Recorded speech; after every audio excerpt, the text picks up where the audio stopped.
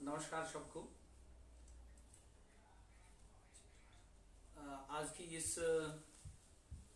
जो वेबिनार में उपस्थित सभी गोपाल टीम के सदस्य और ऑर्गेनिक फार्मिंग में और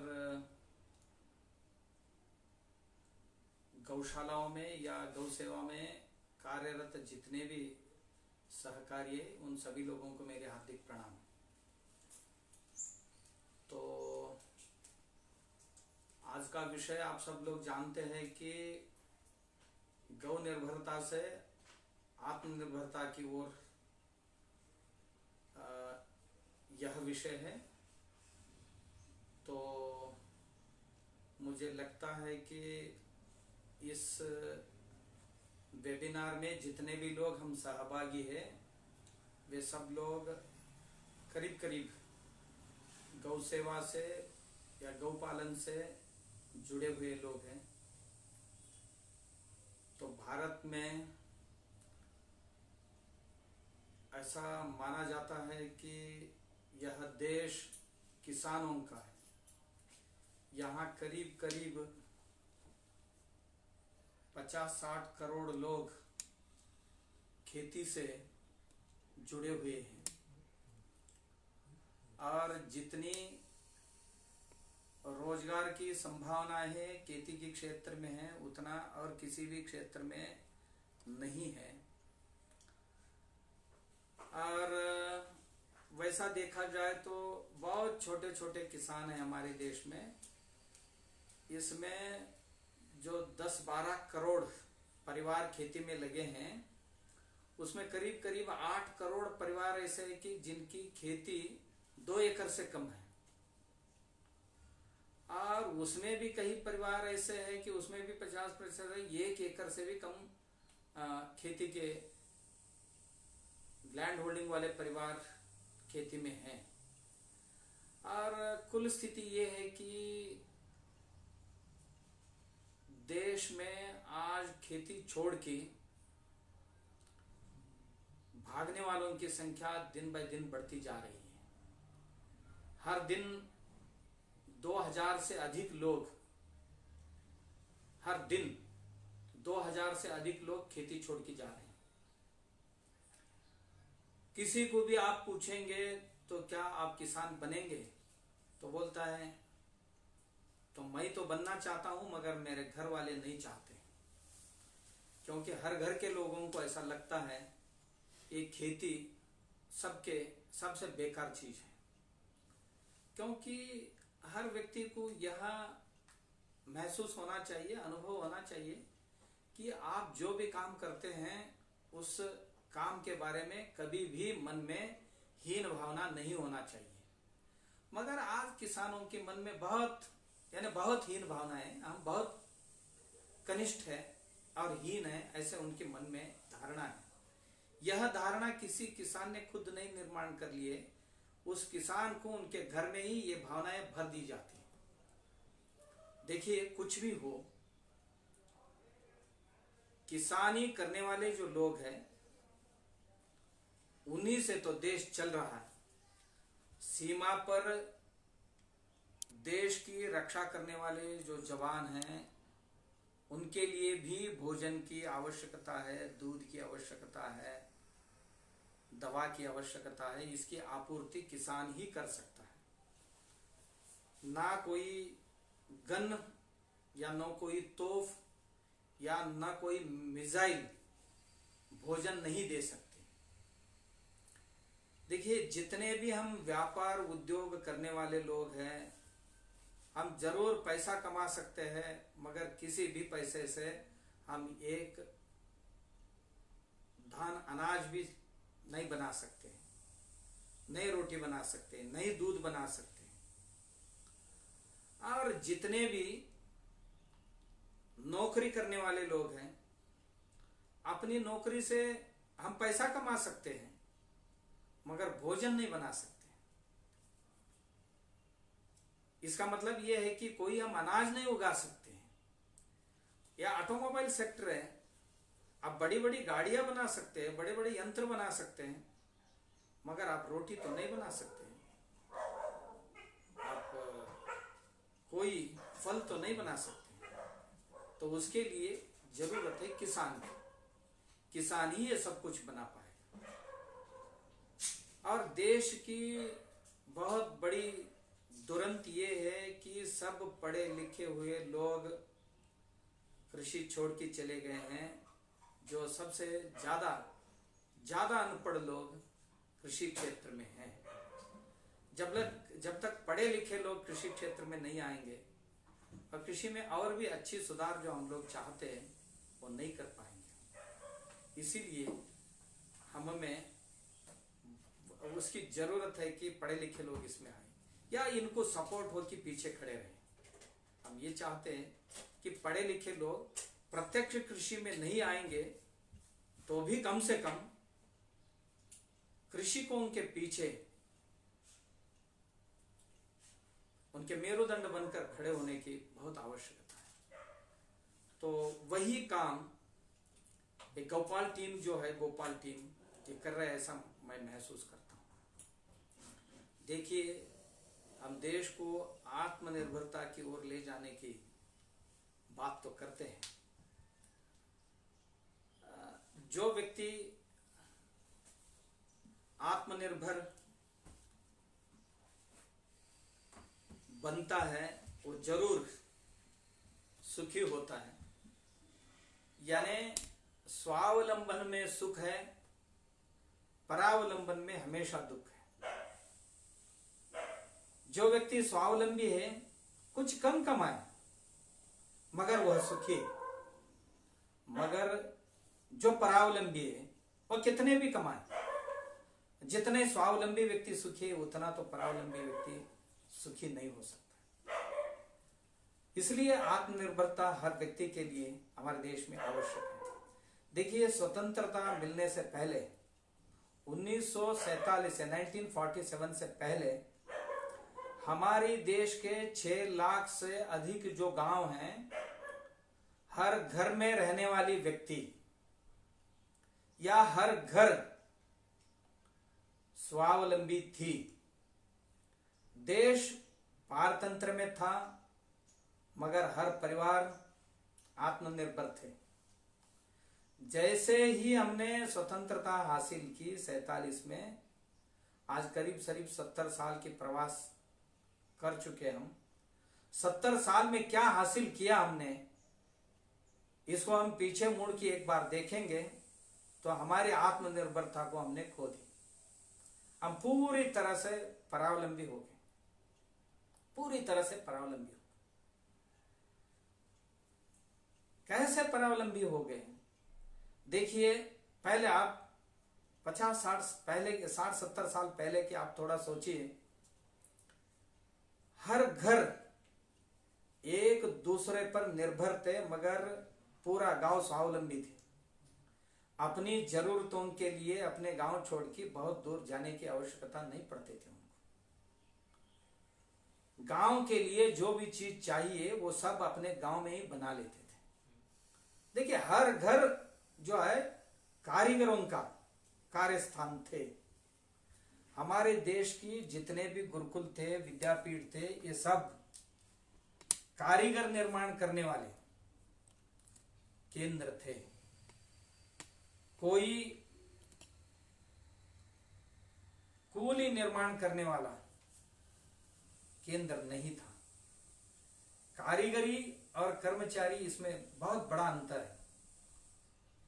कर्मचारी जितने भी कमाए वो कभी मालिक नहीं बन सकता है, मालिक नहीं बन सकता है।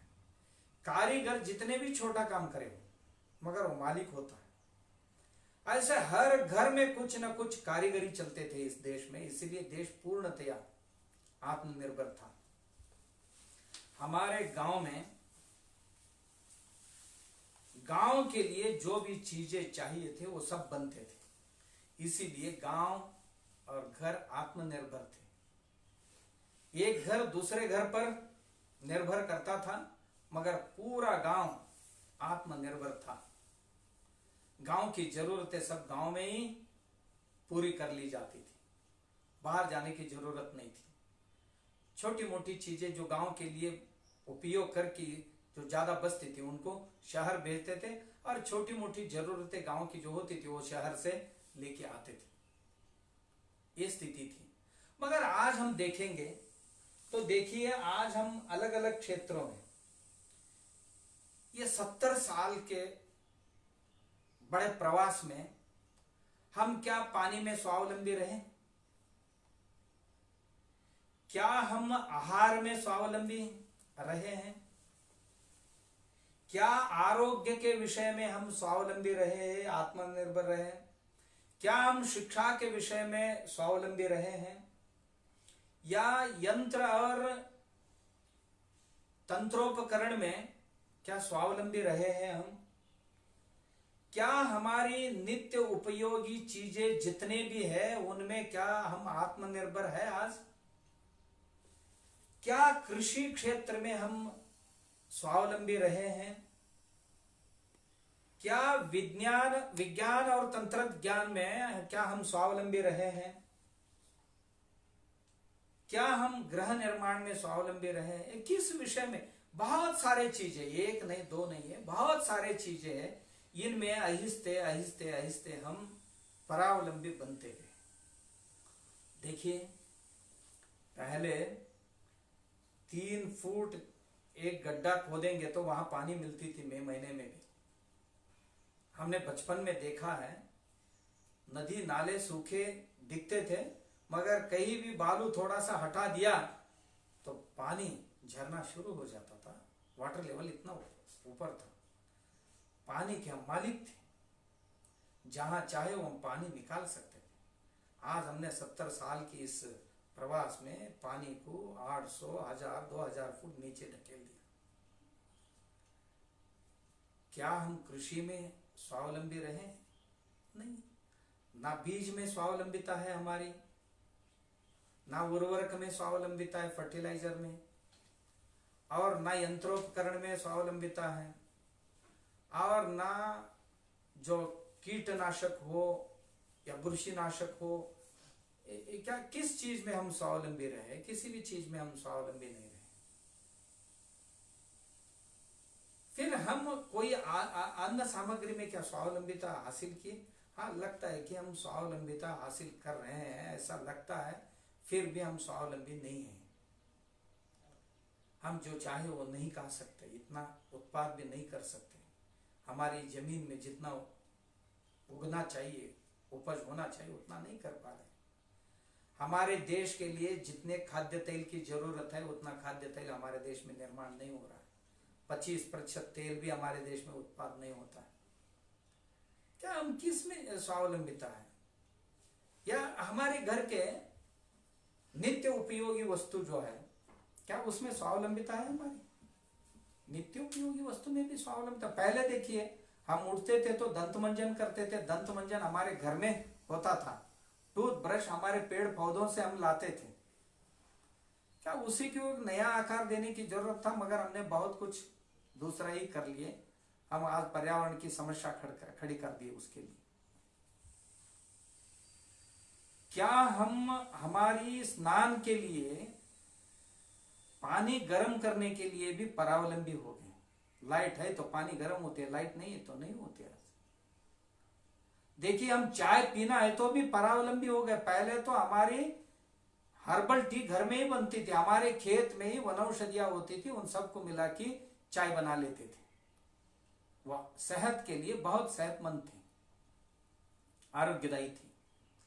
क्या हमारे घर में दूध, दही, छाछ, मट्टा और मक्खन, घी जितनी मिलती थी पहले दिनों में, क्या उसमें हमारी आत्मनिर्भरता रही? आज नहीं। हमारे घर में छाछ बनाने के बाद ऐसे बाहर रख देते थे। गली के जरूरतमंद लोग उसको ऐसे ही लेके जाते थे, कोई बेचने की व्यवस्था नहीं थी। इतनी आत्मनिर्भरता हमारे इसमें थी, पशुपालन में। घर के लोग कम थे, घर में पशुओं की संख्या अधिक थी। हम थे 30-40 करोड़ लोग, मगर हमारे घर में गायों की संख्या 140 करोड़ थी। स्वतंत्रता के संदर्भ में 47 के आसपास में हम 40 करोड़ थे, यानी 10 करोड़ इधर बचे और 30 करोड़ हम इधर भारत में रहे और 10 करोड़ पाकिस्तान में चले गए। 40 करोड़ जब थे हम इस देश में, तब हमारे देश में 140 करोड़ देशी गायों की संख्या थी। आज देखिए क्या स्थिति होगा, हम भारत में ही सिर्फ 135 करोड़ पार कर रहे हैं, मगर गायों की संख्या 2-4 करोड़ भी नहीं बचाए हमने। ये क्या आत्मनिर्भरता रहेगी? हम क्या दूध में आत्मनिर्भरता है, क्या दही में है? जो भी है वो हेल्दी नहीं है। आज मार्केट में दूध मिलता है, दूध की जरूरत है इस देश को कम से कम 65 करोड़ लीटर के हर दिन की। हमारे देश में दूध की उपज है अभी सिर्फ 14 करोड़ लीटर की, और जितने भी दूध हम इस्तेमाल करते हैं उसमें करीब करीब 70-80% दूध नकली दूध इस्तेमाल कर रहे हैं, बनावटी दूध इस्तेमाल कर रहे हैं। तो क्या ये इसको आत्मनिर्भरता कहेंगे हम? ऐसे ही हर चीज में हो रही। तो नित्य उपयोगी वस्तु क्या, मेरी चाय भी बनाने की मैं स्वावलंबी नहीं हूं, उस पर भी मैं किसी न किसी का राह देखना पड़ता है। दूध के लिए किसी का राह देखना है, पाउडर के लिए किसी का राह देखना है, और शक्कर के लिए किसी का राह देखना है, क्योंकि आत्मनिर्भर नहीं बन रहे। देखिए, मेरे नाश्ता के लिए, जलपान के लिए जो चीजें चाहिए वो भी मेरे घर में, मेरे गांव में नहीं बन रहे हैं, उसके लिए भी मैं और किसी जगह पर निर्भर करना पड़ रहा है। और मेरे घर में मैं पहन रहा हूं ना ये कपड़े पहले गांव में ही बनते थे, आज मेरे कपड़े के लिए भी औरों पर निर्भर होना पड़ता है। हमारे देश के ही बड़े बड़े शहरों पर निर्भर करना चाहिए, नहीं तो विदेशी कपड़ों पर मैं निर्भरता रख रहा हूं। इतना ही नहीं है, मैं स्नान करने के लिए जो साबुन सोप इस्तेमाल करता हूं वो भी मेरे यहां नहीं बनता है, यहां नहीं बनता। नारियल के तेल भी मेरे खेत से या मेरे गांव से नहीं मिल रही है मुझे।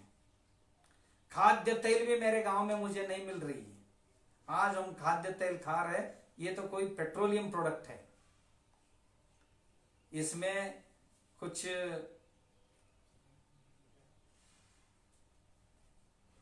ये पेट्रोलियम प्रोडक्ट कुछ 18-20 रुपए लीटर का मिलता है, उसमें थोड़ा सा बाहर से आए हुए अफ्रीकन तेल उसमें डाला जाता है, थोड़ा फ्लेवर, थोड़ा कलर डाल के हमें कोई खाद्य तेल बना के और बोलते हैं कि ये रिफाइंड तेल है, तो हम खा रहे ना। मेरा गांव में मूंगफली का तेल मिल रहा है, न करडी का तेल मिल रहा है, ना नारियल का तेल मिल रहा है, ना तिल का तेल मिल रहा है, ना कोई राई का तेल मिल रहा है, कुछ भी नहीं है। हम आत्मनिर्भरता खो बैठे हैं। और इतना ही नहीं है कि हमारे जूते भी हमारे गांव में बनते थे, आज जूते भी मेरे गांव में नहीं बन रहे, मैं किसी कंपनी पर निर्भर करना पड़ता है, उस पर भी मैं स्वावलंबी नहीं हूं। इस तरह से मेरे घर के सुबह उठने से लेकर शाम को, रात को सोने तक जितने भी चीजें हैं उसमें मेरे गांव में या मेरे घर में कितने निर्माण होते, कितना मैं आत्मनिर्भर हूं इसमें। कई चीजें तो अनिवार्यता होगी जरूर, ये मैं कितने निर्माण कर सकता हूं। मेरा घर का दिया जलाने के लिए भी मैं आत्मनिर्भर नहीं हूं। आज हर चीज के लिए मैं परावलंबी बन गया, हम परावलंबी बन रहे। तो इसमें हर क्षेत्र में स्वावलंबिता तो आने की आवश्यकता है। देश की सरकार उसके लिए कदम उठा रही है, हमें उस ओर जाना ही है। इसके लिए मेरी खेती और मेरी गाय का योगदान दे सकते हैं। गाय आत्मनिर्भर बन सकती है क्या? मेरी आत्मनिर्भरता में गाय का स्थान क्या हो सकता है? हमारी घर के आत्मनिर्भरता में गाय क्या कर सकती है? पहले गाय तो आत्मनिर्भर बनना चाहिए। देखिए, गाय जो है, मैं उसी को गाय कहता हूं जिसको हम्प है, जिसकी पूंछ यानी टेल 360 डिग्री में घूमता है, उसको ही मैं गाय बोलता हूँ।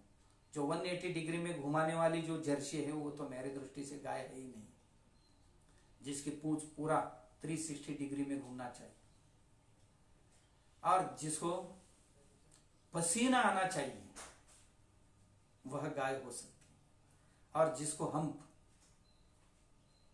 होना चाहिए। ऐसे गाय कितने बचे? बहुत कम बचे, मगर जो बचे हैं जिनको पाल रहे हैं वे लोग बहुत खुश हैं, बहुत सुकून से जी रहे वे लोग, और उनकी आवश्यकता है। हमारी कोल्हापुर डिस्ट्रिक्ट में, महाराष्ट्र में, ये जो कोल्हापुर है हमारी, ये शुगर बेल्ट है हमारे यहाँ। करीब करीब 22 शुगर फैक्ट्री हमारे जिले में है। आपको मैं इसकी एक वर्णन करूं तो यहाँ पर हर दिन इसी पर पूरा चलता है। 30 लाख लीटर दूध की उत्पाद होती है यहाँ पर। भैंस के दूध ज्यादा है, उसके बाद जर्सी की दूध है। और हमारे यहाँ जो एक डिस्ट्रिक्ट का है वो बहुत सारे डिस्ट्रिक्ट का कथा यही होती है, कम ज्यादा थोड़ा सा। और यहाँ पर हर दिन कम से कम 500 सर्जरियां होती है, 500 ऑपरेशंस होते हैं। 3000 से अधिक मेडिकल शॉप है, करीब करीब 1000 से भी ज्यादा हॉस्पिटल्स हैं। इसका खर्चा देखा जाए तो किसान इसे जितना पैसा मिलता है वो कम पड़ता है इसके लिए। इतनी बेकार जिंदगी हम जीते हैं। तो हमारी सेहत ठीक होना चाहिए। हमारी यहाँ कोल्हापुर में एक तहसील है जहां पर सबसे ज्यादा सब्जी उगाते हैं। उन गांवों में कैंसर की प्रतिशत है 30%। गांव की लोक संख्या है उसका 30%। मैंने इसको महसूस किया है केरल में भी, कासरगोड, वायनाड जैसे कई एरिया में भी मैं जाके आया हूं। क्या लोगों की स्थिति पेस्टिसाइड से क्या हो गया, एक गाय को निकाल देने से, जर्सी ला के बांधने से क्या हो गया, वो ऐसे पड़े हैं ना बिछाने पे कि भोजन भी नहीं कर पाते हैं। घर में भोजन बनाने वाले भी कोई नहीं है। यह स्थिति मैंने उधर देखा। मैं पंजाब में जाता हूं हमेशा, तो जैसे प्रवास करते वक्त मैंने देखा कि पहले हम देखते थे कि हमारी सरकारी बस जो होते थे उसमें 5 सीट महिलाओं के लिए या बुजुर्गों के लिए रिजर्वेशन देखते थे।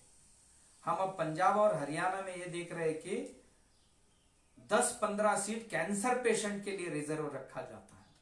ये स्थिति क्या हो गई पंजाब में हमने देखा। आज वहां जवान ठीक नहीं रहा। एक तो किसी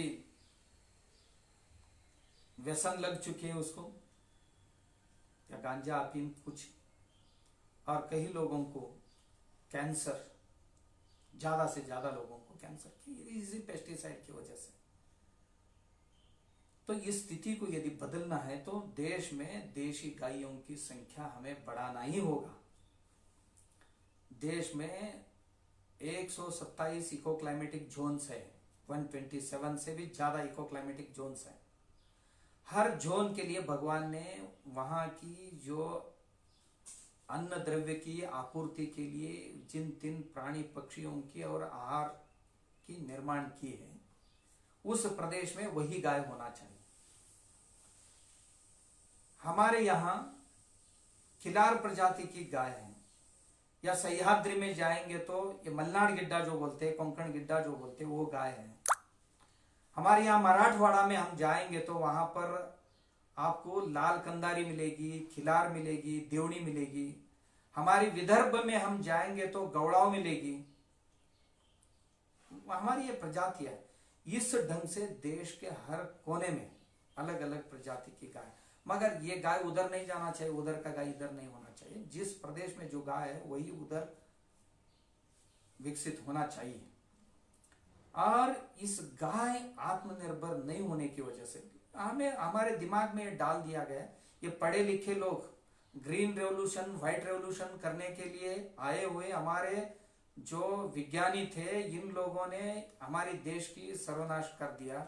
ऐसे हमारे दिमाग में डाल दिया तो ये आपके देशी गाय है, ये बहुत कम दूध देती है, आप जर्सी गाय लेके आओ, ये बहुत दूध देगी, आपका तरक्की हो जाएगी।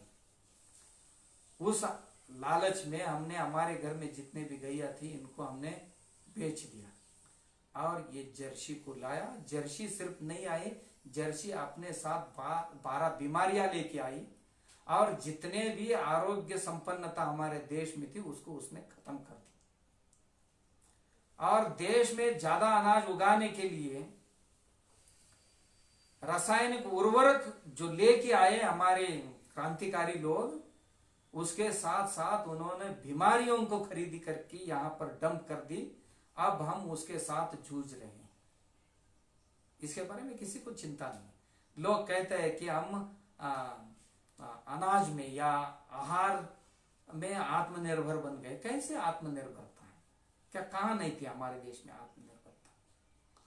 कि माइक्रो न्यूट्रिएंट्स यदि आप देखेंगे आज की हाइब्रिड में, जिस चावल में आप जस्ट लाइक आपको मैं बता रहा हूं कि यदि 2 मिलीग्राम कॉपर इनऑर्गेनिक राइस में होगा तो वही ऑर्गेनिक राइस में कॉपर 7.2 होगा, इसके 3 गुना ज्यादा होगा। फिर वो सिलिका भी हो सकती है और जितने भी अन्न द्रव्य है, माइक्रोन्यूट्रिएंट्स है, उनका प्रमाण इससे भी 3 गुना उसमें ज्यादा है ऑर्गेनिक में। तो आपने क्या बड़ा विकास किया? ऐसा लगता नहीं है। तो बहुत लोग कहते हैं कि हमने बहुत बड़ी क्रांति की। कुछ भी क्रांति नहीं की। वे कहते हैं कि हम आत्मनिर्भर बन गए आहार में। आत्मनिर्भरता कुछ नहीं।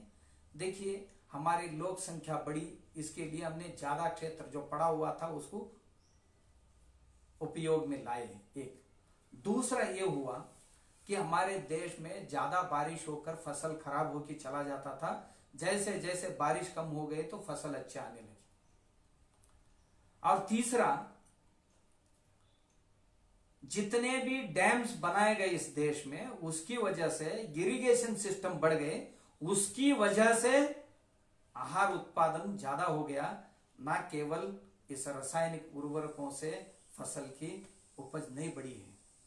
इसलिए अभी भी यदि ज्यादा बढ़ाना है तो हमारी गाय की गोबर और गोमूत्र, इसी से हम देश को आत्मनिर्भर बना सकते हैं। देखिए हमारे किसान अपनी खेती की जितने भी उर्वरक लगता है उसको, जो लाखों करोड़ रुपए हर साल 1 लाख करोड़ रुपए सिर्फ ये 5-6 रासायनिक उर्वरक कंपनियों के लिए दिया जाता है।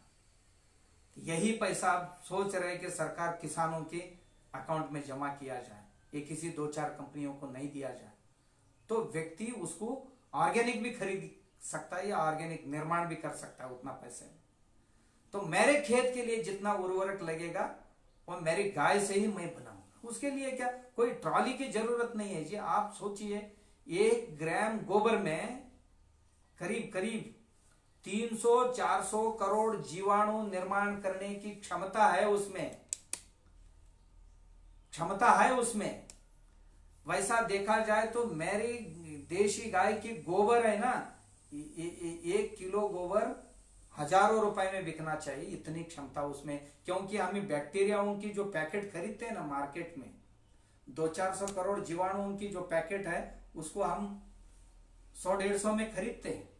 वैसा देखा जाए तो गोबर में जो जीवाणुओं की निर्माण करने की क्षमता है वो बहुत बड़ी है। उस ढंग से हम उसको देखते नहीं है। सिर्फ मैं एक आपको गोबर के बारे में ही बताता हूं, गाय कितनी दे सकते हैं आप। देखिए गाय की यदि आप गोबर के लिए इस्तेमाल करेंगे तो कंपोस्ट के लिए इस्तेमाल करेंगे, उससे जीवामृत बनाएंगे या घन जीवामृत बनाएंगे, या उसी गाय से आप गौ कृपामृतम बनाएंगे। बस एक ही बार बना लीजिए ये गौ कृपामृत, बस आप करोड़ों लोगों को देते जाइए। जो इस गोबर में अवातीय और सवातीय जीवाणु जो है उनको सेपरेट करके, उनको डेवलप करके उससे आप जीवामृत बना लिया, ये गौ कृपामृत बना लिया।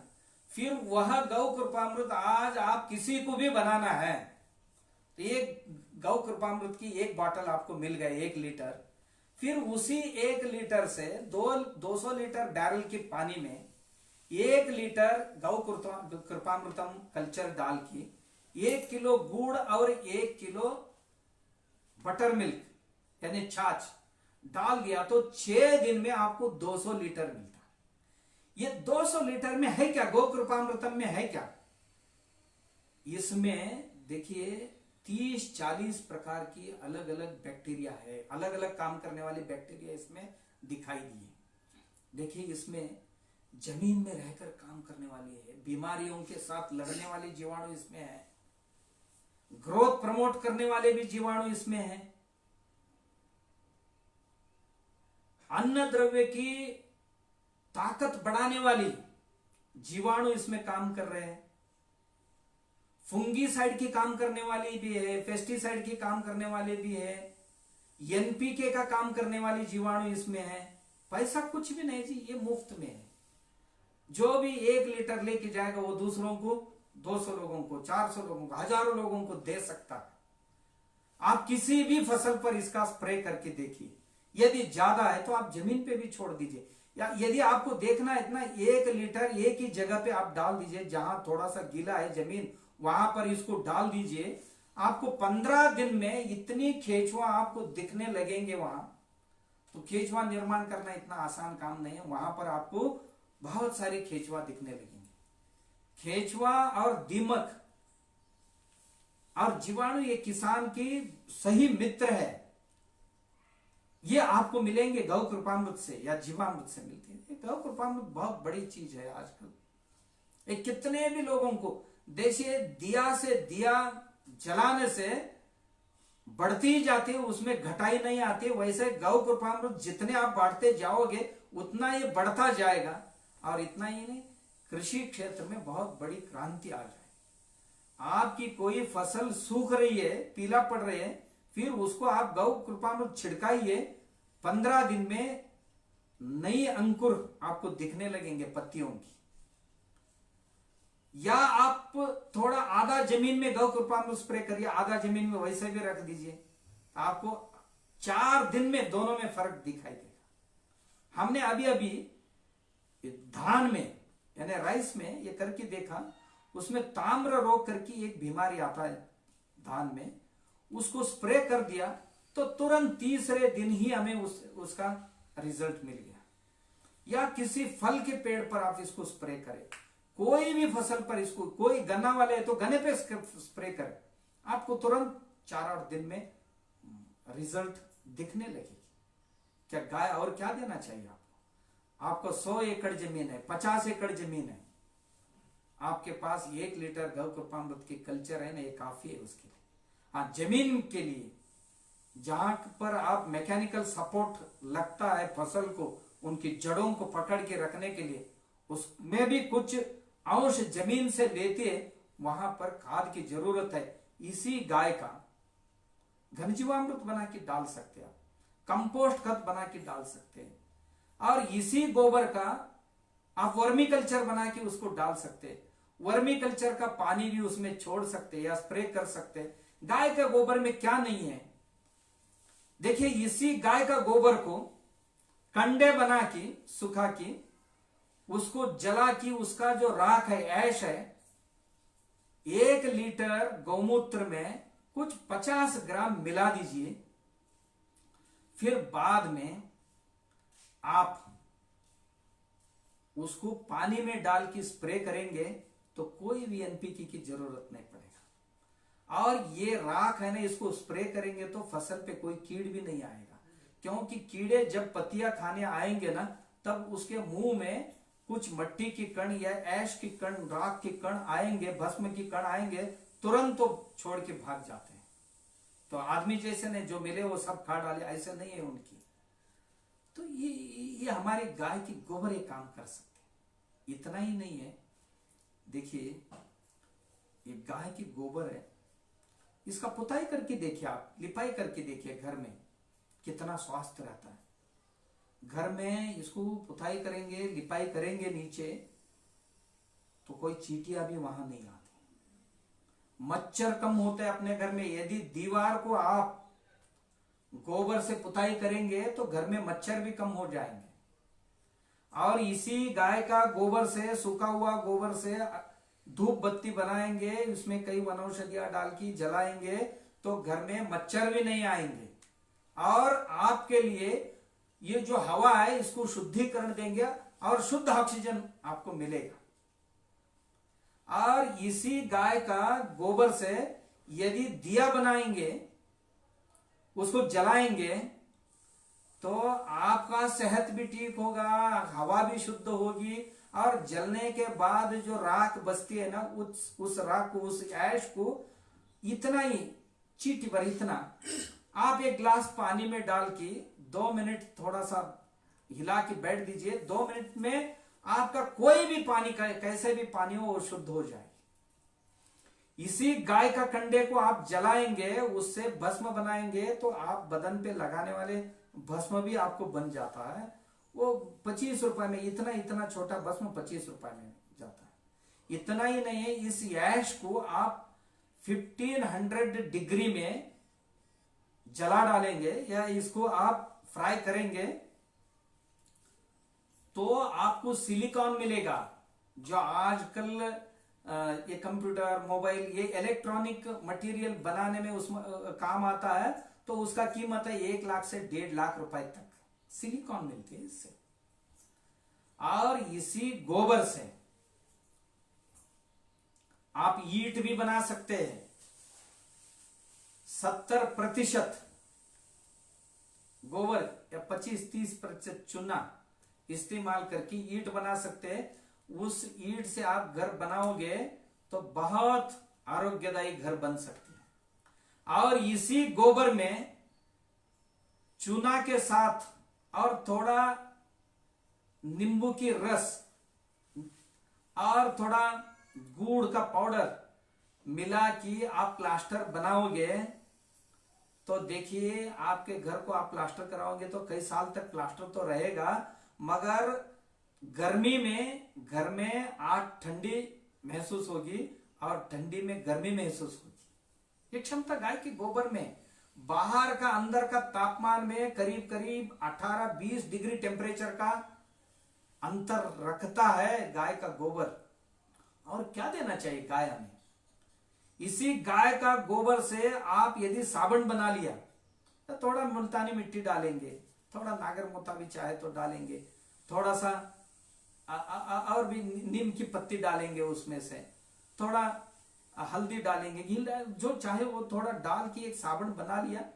हर दिन स्नान करते वक्त आप उसको इस्तेमाल करें। जितने भी धूप में आप घूमेंगे तो आपको कभी भी पसीना नहीं आएगी।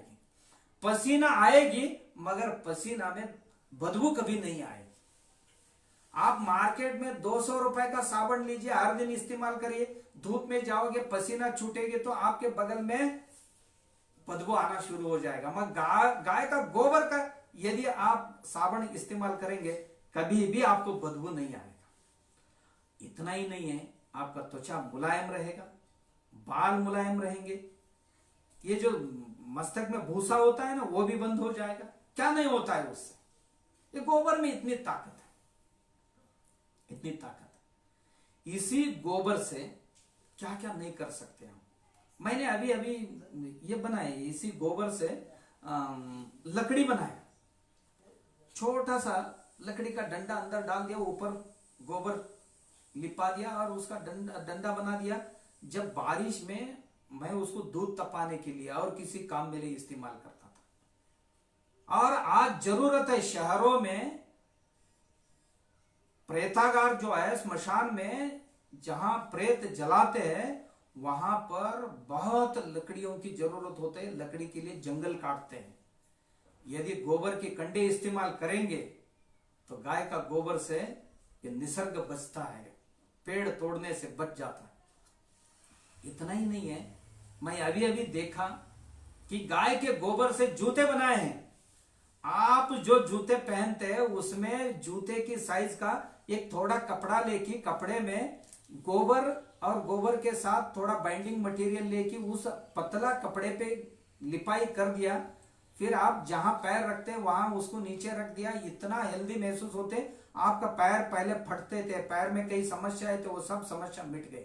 जूते बना रहे हैं आज उस गोबर से, आज पीठोपकरण बना रहे हैं उस गोबर से, आज बहुत सारे मूर्तियां बन रहे हैं। हम ही गणपति की मूर्तियां बनाए इस बार, बहुत सारे मूर्तियां बेचे हम, लक्ष्मी जी की मूर्तियां बने और देव देवताओं की मूर्तियां बन रही गोबर से, और कुछ नहीं है। मोल्ड है, देखिए हमने फाइबर का मोल्ड बना दिया, उसमें उसमें रबर मोल्ड भी था।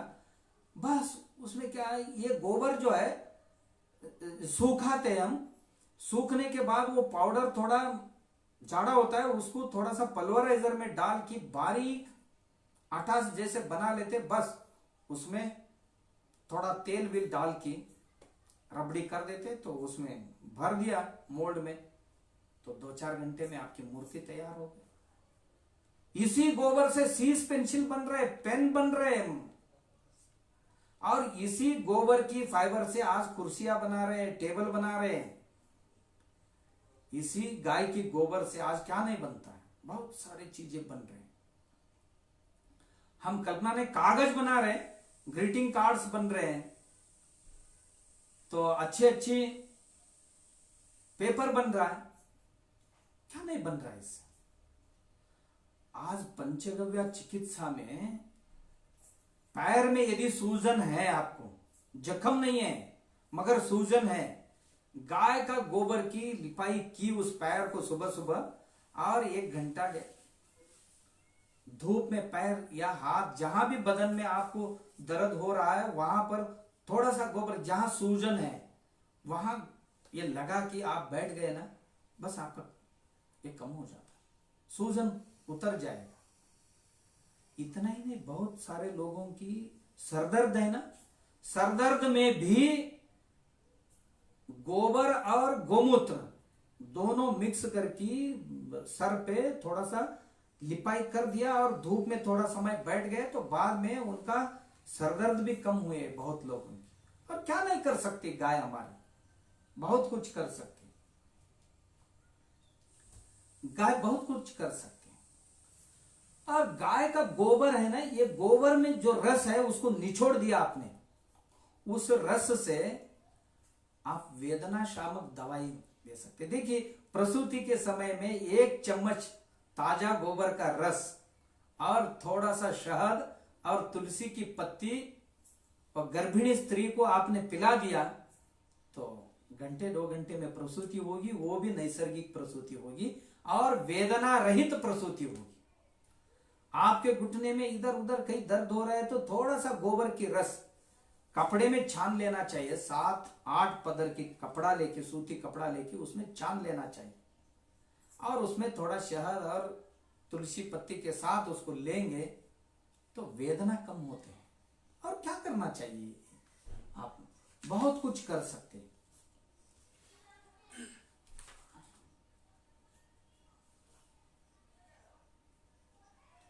देखिए कंपोस्ट भी बन सकते हैं। मैं अभी अभी एक प्रयोग किया था, उस प्रयोग में यह था कि इसमें इसका गमला बनाया हमने, यानी कुंडिया, pots, flower plots, flower pot बना दिया था। तो 3-4 साइज के अलग अलग बनाया। आपको आश्चर्य लगेगा कि लौकी का एक बीज मैंने उसमें थोड़ा गोबर गिबर डाल के, उसी, क्योंकि वो गोबर का ही गमला था, उस गमले में मैंने गोबर गिबर डाल के एक बीज लौकी का डाल दिया। वो जैसे ही अंकुरित हो गए, लता बढ़ने लगी, बेल बढ़ने लगी, तो उसको जमीन में डाल दिया, गड्ढा खोद के उसमें डाल दिया। तो आपको अचरज लगेगा कि उसको एक ही बीज से 1000 लौकी मैंने ली, 1000 लौकी। यदि आपको उसको 3G कटिंग करेंगे तो इससे भी ज्यादा ले सकते हैं। 3G कटिंग क्या होता है, 12 पत्ते आने के बाद उसको जो एंड होता है उसको काट देना, फिर साइड में आएंगे उसके भी 12 पत्ते आते ही काट देना। इस तरह से उसको बढ़ाते जाओगे आप, जितने पत्ते आए उससे कई गुना अधिक फल आपको मिलेगा। ठीक, इसी तरह आप बैंगन का कर सकते हैं, मिर्च का कर सकते हैं, टमाटर का कर सकते हैं, या कद्दू का कर सकते हैं। या कोई भी फल वर्गीय हो या लता वर्गीय हो, इनमें ये प्रयोग कर सकते हैं। मैंने ये कर लिया।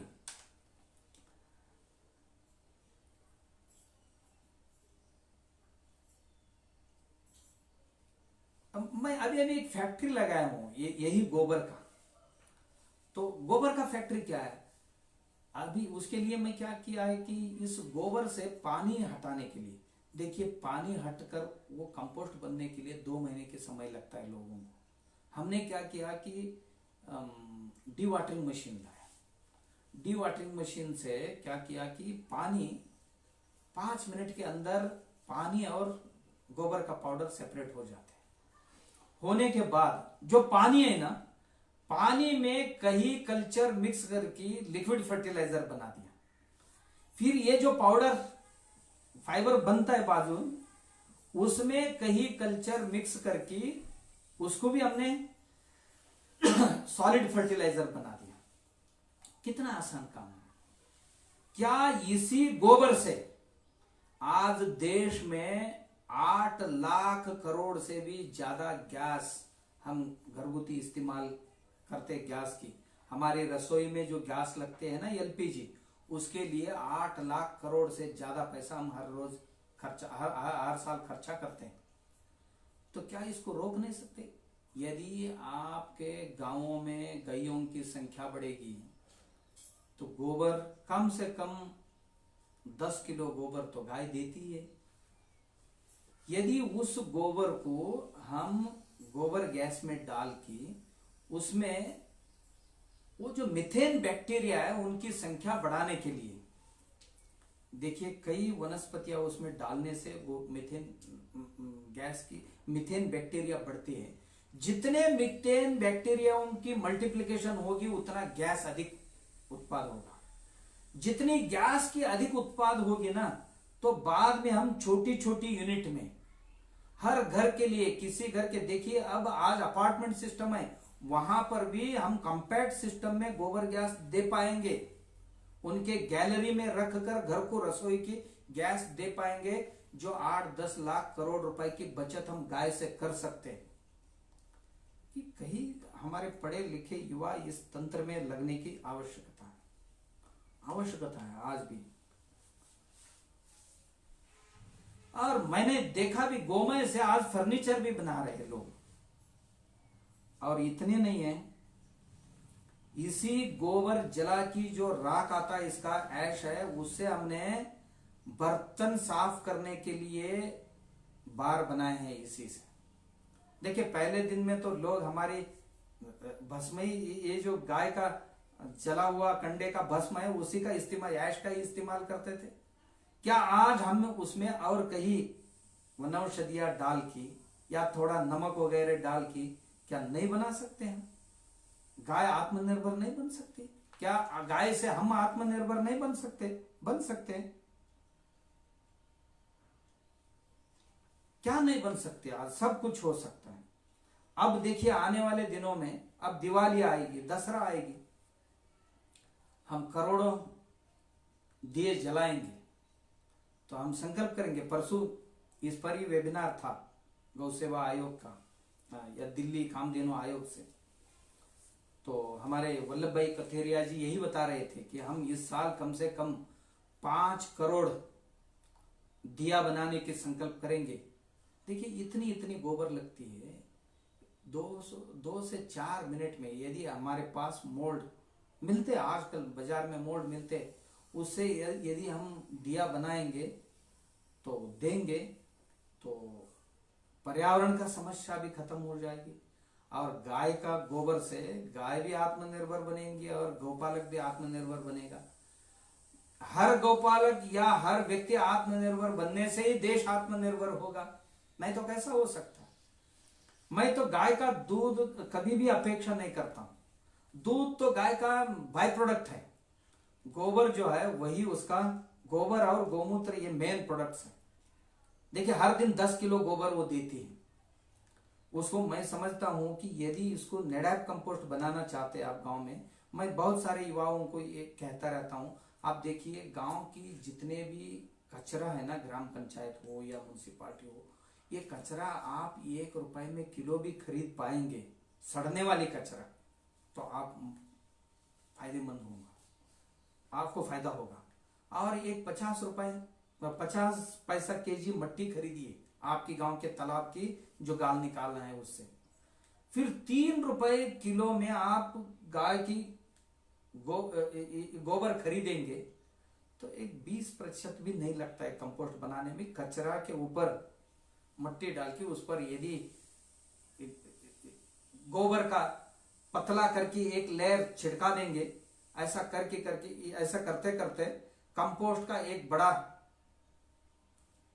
फैक्ट्री लगा देंगे। युवक 2-4 गांवों के बीच में यदि बनाएंगे ऐसे ऐसे एक एक प्रोजेक्ट, तो गांव का घन कचरा जो है आज उसका निपटारा के लिए जो खर्चा होता है ना, जिसको हम वेस्ट समझते हैं, वो वेल्थ बनाने में हम सक्षम होंगे। एक एक युवक कम से कम हर महीना 25-30 हजार रुपए का कमाई कर सकता है। अपने आसपास के जितने भी किसान हैं उनको 5 रुपए किलो में गोबर दे सकता है, कंपोस्ट दे सकता है, क्यों नहीं दे सकता। गाय का गोबर में इतनी क्षमता है। इतना ही नहीं है, हमने प्रयोग किया है, हमारे शिवमोगा के फार्मर्स ने भी, ऑर्गेनिक फार्मर्स लोगों ने भी ये प्रयोग किया है। मरी हुई जो गाय है उसको हमने यहां पहले प्रयोग किया। यदि बच्चे है तो एक बैरल ले लीजिए 200 लीटर का, उसमें यदि आकस्मिक मृत्यु हो गई गाय का बच्चे की, उसमें रख दीजिए मरी हुई बच्चे को। कुछ 30-35 किलो वजन होता है उसको, उतना गाय का गोबर डाल दीजिए उसमें, उतना ही गोमूत्र 35 लीटर उसमें डाल दीजिए, और 35 लीटर छाछ यानी बटर मिल्क उसमें डाल दीजिए, और उतने ही गौ कृपामृत हो या जीवामृत हो उसमें डाल दीजिए, दोनों में एक, और उसको थोड़ा अपनी बस्ती से, जनबस्ती से दूर रखिए। 3 महीने के बाद उसको आप देखोगे तो पूरी हड्डी चमड़ी सब पिघले होंगे, और इतना अच्छा ग्रोथ प्रमोटर आपको मिलेगा। मार्केट में 500 से लेकर 1000 रुपए लीटर मिलेगा। हमारी मरी हुई बच्ची है ना, इसका यदि 200 लीटर आपको द्रावण मिलेगा तो 1 लाख रुपए मिलेंगे। फिर एक बड़ी गाय जाती है तो उसके लिए एक टंकी बना लेना। मैंने 2 टंकियां बना रखा है हमारे यहाँ। यदि नैसर्गिक मृत्यु होती है गाय का, मैं जमीन में नहीं गाड़ता हूँ, उस टंकी में लेता हूँ। फिर उतना गोबर, उसका जितना वजन है उतना गोबर, उतना गोमूत्र, और उतना ही छाछ, और उतना ही जीवामृत या गौ कृपामृत उसमें डाल के रख देता हूँ 3 महीने। 3 महीने के बाद वो द्रावण लेता हूँ तो सैकड़ों एकड़ के लिए मुझे ना कोई पेस्टिसाइड लेना पड़ता है, ना कोई ग्रोथ प्रमोटर, ना कोई एनपीके, कुछ खरीदने की जरूरत नहीं पड़ता। इतना मरी हुई गाय भी दे सकती है। इस दुनिया में इससे ज्यादा देने वाले कोई हो सकते हैं क्या? इतनी आत्मनिर्भरता और किससे आएगा? मैं हमेशा यही कहता रहता हूं, देखिए हर गाय आपको हर दिन 10 किलो गोबर देती है। सुबह उठते उठते ही कम से कम 2 लीटर गोमूत्र देती है। 2 लीटर गोमूत्र आप यदि अर्क बनाओगे तो 50% भी पकड़ेंगे अर्क आप, तो 1 लीटर अर्क देती है। 1 लीटर अर्क का कीमत होता है करीब करीब 200 रुपए। उसमें यदि आप अलग अलग दवा डाल के, आप सप्तरंगी डाल के अर्क निकाल दिया तो चलो डायबिटीज के लिए काम आएगा। पाषाण बेदी डाल के आप अर्क निकालोगे तो आपका पथरी टूटने में काम आएगा, पथरी की समस्या दूर हो जाएगी। यदि अर्जुन की छाल उसमें डाल के करोगे तो आपके हार्ट की प्रॉब्लम ठीक हो जाएगी। या उसमें सर्पगंधा डाल के करेंगे तो कैंसर के लिए काम आएगा और आपके ब्लड प्रेशर में काम आएगा। यदि पारिजात का भी करेंगे, डाल के करेंगे तो महिलाओं की जो समस्याएं हैं, सफेद जाने वाले की जो समस्या है वो निपट जाएंगे, आप निपट लेंगे उससे। क्या नहीं कर सकता है गोमूत्र? 100, 200, 150, 200 रुपए गोमूत्र से मिलते हैं हर दिन। 3 रुपए किलो ही गोबर पकड़ेंगे हम, 30 रुपए गोबर से मिलती है। तो कम से कम आपको हर दिन 150-200 रुपए वो देती है। और खाती कितना? 25 किलो ही वो खा रही है, तो जिसमें आप एक 5 किलो सूखा चारा उसका पकड़ के चलिए तो 8 रुपए किलो आप ले रहे हैं, तो 25 रुपए 24 रुपए हो गया। 15 किलो या 20 किलो आप हरा चारा ले रहे हैं तो 2.5 रुपए किलो में मिलता है, तो 30-40 रुपए उसका हो गए। तो सब मिलके वो 75 रुपए का खाती है, और थोड़ा पशु खाद्य भी उसको देंगे आप, किलो 2 किलो दे रहे, उसका भी 40 रुपए होता है, तो उसका खर्चा आता है 100 रुपए। मगर गोबर गोमूत्र अच्छी तरह से इस्तेमाल कर लेंगे तो हर दिन 200 रुपए वो देती है, 100 रुपए खाती है। जो गाय बिल्कुल दूध नहीं देती उसकी मैं बात कर रहा हूं। इसके लिए आप खुद ये सब बनाना चाहिए, आपके आसपास में लोगों को जागृत करके उनको कुछ चीजें देंगे तो लोग हॉस्पिटल जाना बंद हो जाएगा। जितने भी फार्मेसी रिलेटेड कंपनियां हैं वो बंद हो।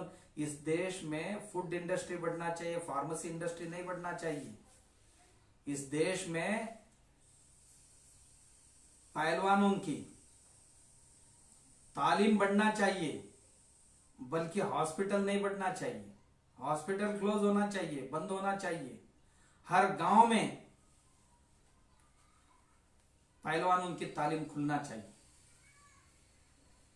ये हमारी मकसद होना चाहिए। उसके लिए गाय की जरूरत है। गाय दूध भी देती है थोड़ी सी, जितनी देती है वो तो अमृत ही होता है। हमने बहुत बीमारियों में उसका इस्तेमाल देखा है। 1 लीटर कम से कम 100 रुपए में 1 लीटर हम देते। और गाय का घी मैं 3000 रुपए लीटर में, आज सब लोग 3000 में बेचते हैं, क्योंकि 30 लीटर दूध से 1 किलो घी बनती है। मगर मार्केट में 500 रुपए में किलो मिलती है। क्या है वो? घी नहीं है, बटर ऑयल है। वो देशी गाय का घी नहीं है, वो गाय का देशी घी है। लोगों की ठगाने की तरीका है। देशी गाय का घी अलग है।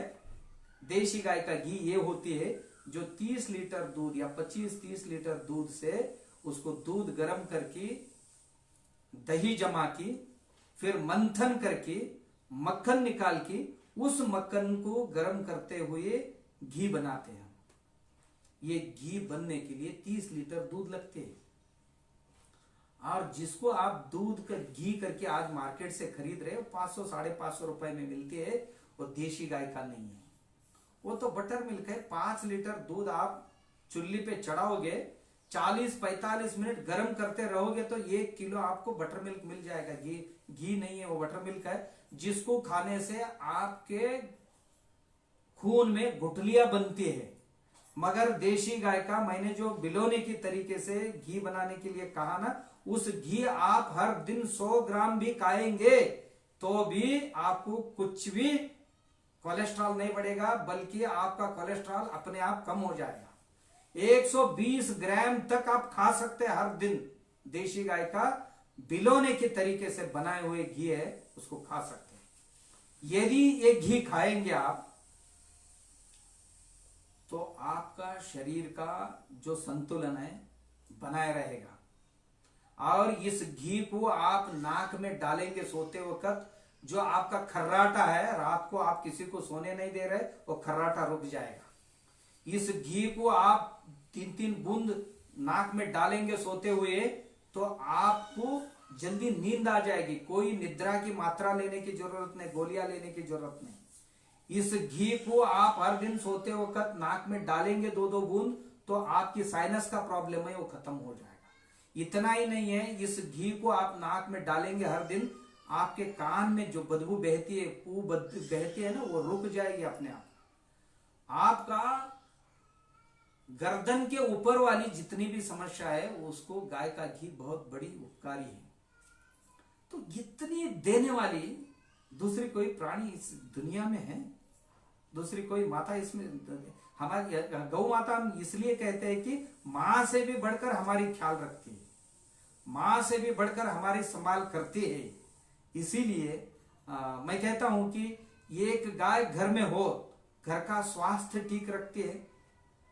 घर का खेती जितनी भी है पूरा खेती को विषमुक्त बना देती है और विषमुक्त अन्न बनाने में बहुत बड़ी योगदान देती है।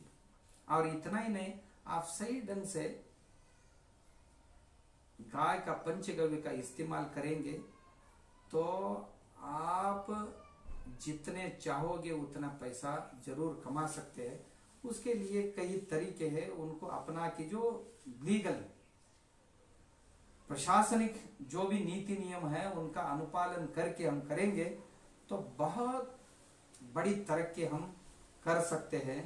इसीलिए मैं कहता हूं कि ये गाय और गाय की जितने भी चीजें हैं हमारे लिए बहुत उपयोगी है। तो मुझे लगता है कि देश जब तक इस मार्ग पे चलने नहीं लगेगा तब तक हम बहुत बड़ा नुकसान कर लेंगे। इसलिए मैं आशा करता हूं कि देश में आज गायों की संख्या बढ़ रही। हम हर साल यहाँ 50 गांव में, हर साल 10 दिन में 50 गांव में पदयात्रा करते हैं। तो पदयात्रा से यही लोगों में जागृति निर्माण करते कि ऑर्गेनिक फार्मिंग की क्या जरूरत है, देशी गाय की महत्व क्या है। ये दोनों को यदि नहीं जोड़ेंगे ना खेती बचेगी न गाय बचेगी। ये दोनों नहीं बचेंगे तो हम नहीं बचेंगे। यदि राष्ट्र को बचाना है, राष्ट्र की युवा शक्ति को बचाना है तो गाय बचना चाहिए और खेती बचना चाहिए और हमारी सेहत बचना चाहिए। इसलिए तो इसकी बहुत आवश्यकता है। तो ये जो गोपाल टीम जो है सब आईटी के लोग हैं, ये हर हफ्ते इनको जितना भी छुट्टी मिलती है ये तुरंत किसानों के पास दौड़ते हैं, जाकि उसको देशी गाय के बारे में, खेती के बारे में जानकारी देते, ऑर्गेनिक फार्मर्स को प्रमोशन करने में बहुत अच्छे काम करते हैं। इतना ही नहीं है, ये जो टीम है, जो गौशालाएं हैं, गौशालाओं की वेबसाइट बना के देना, एप्लीकेशन बना के देना, उनको मार्केटिंग के लिए हेल्प करना, उनको फंडिंग के लिए हेल्प करवाना, तो बहुत सारे अच्छे काम करते हैं। और जो दूरी थी किसान और शहर के लोगों की, जो दूरी थी वो दूरी कम करने में इन लोगों की बहुत बड़ी योगदान इसमें मिल रही है। तो मैं ये टीम को बहुत बहुत हार्दिक बधाई देता हूं। आप सबके लिए मेरे हार्दिक प्रणाम और एक बार धन्यवाद। नमस्कार।